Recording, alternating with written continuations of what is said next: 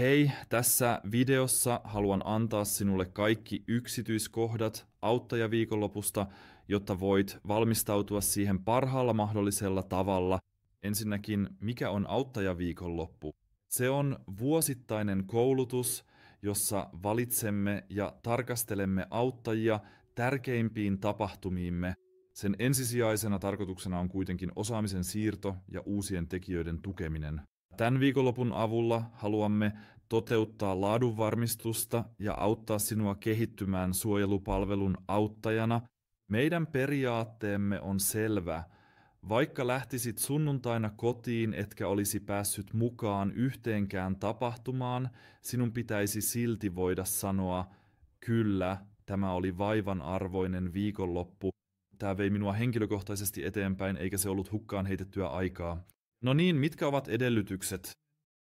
Kansalaisuus ja kerhojäsenyys eivät ole merkityksellisiä. Tärkeää on fyysinen kunto ja positiivinen asenne. Näillä edellytyksillä voit jo osallistua viikonloppuun.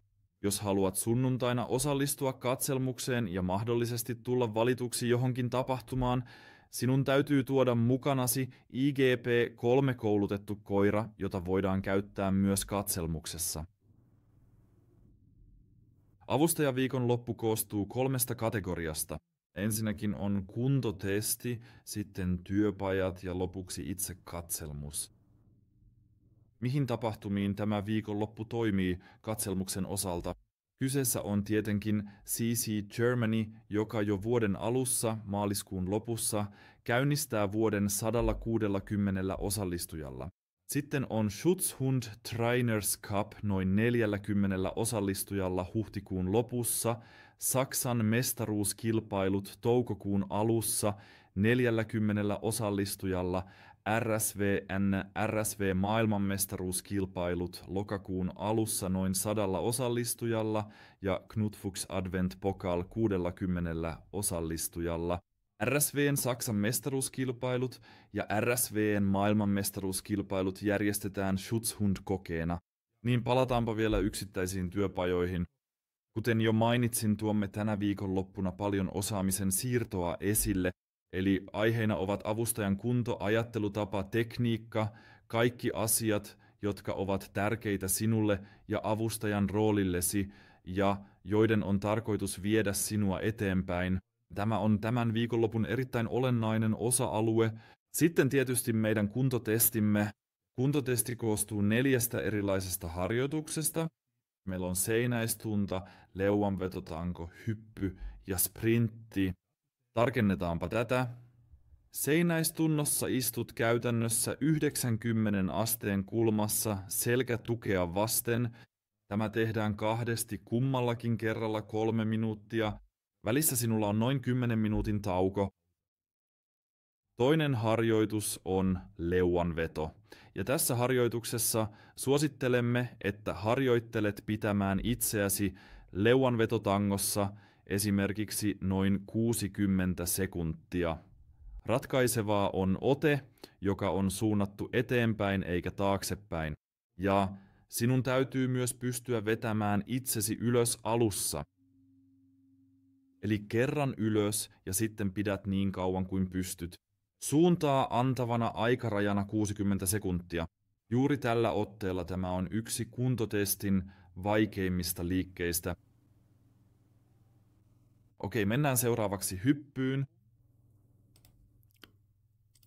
Hypyssä siirryt käytännössä punnerrusasennosta suoraan 2 metrin hyppyyn ja tätä tehdään 60 sekuntia, jolloin lasketaan montako toistoa saat tehtyä.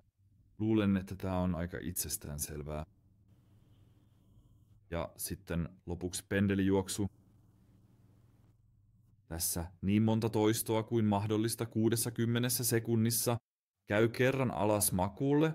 Taputa kädet selän takana yhteen, sitten pendelijuoksu 10 metriä ja tästä niin monta toistoa ja kierrosta kuin pystyt. Okei, tämän jälkeen kaikki arvioidaan ja pisteytetään ja kuntotesti osana kokonaisuutta on osa valintaa myöhemmin seulonnassa. Eli Jos et ole kuntotestissä 30 parhaan joukossa, et myöskään myöhemmin seulonnassa pysty esittämään suoritustasi. Joten sinun pitäisi olla huippukunnossa, kun tämä auttajaviikonloppu on helmikuussa.